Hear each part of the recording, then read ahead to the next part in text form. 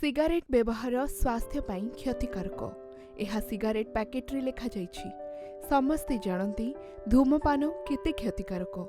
Cigarette टाणिबा फुसफुस को क्षति पहुंचाई थाए एवं जख्मा भली विपज्जनक रोग सृष्टि करिथाए।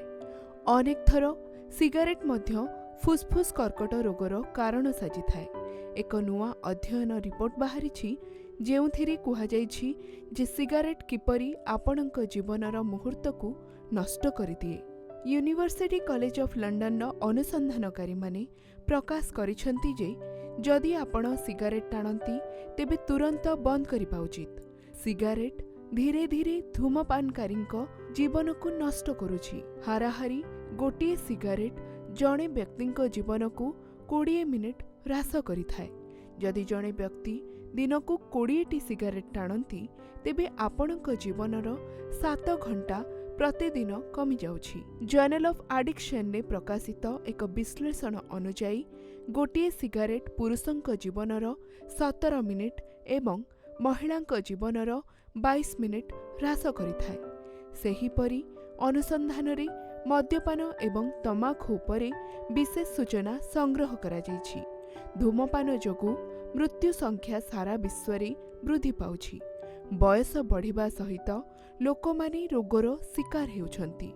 प्रति वर्ष 10 जनक मध्यरु 3 जन सिगारेट जोगु मृत्युवरण करंती।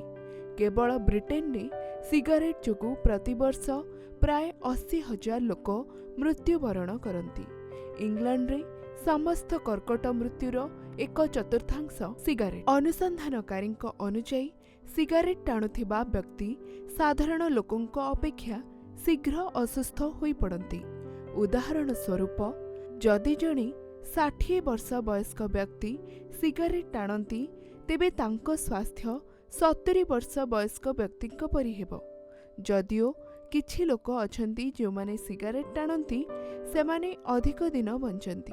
अनेक लोक अछंती जो माने सिगारेट जोगु 40 वर्ष बयस अतिक्रम करने को मध्य असमर्थ।